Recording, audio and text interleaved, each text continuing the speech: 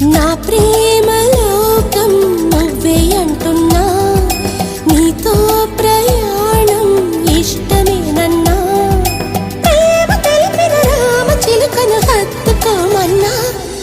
చెప్పాలనుంది చిన్న మాటైనా, ఆగనంది దాగనంది లోలోన, ఇన్నాళ్ళ నుండి ఉన్న మాటైనా, ఇప్పుడేగా చెప్పమంది ప్రేమైనా.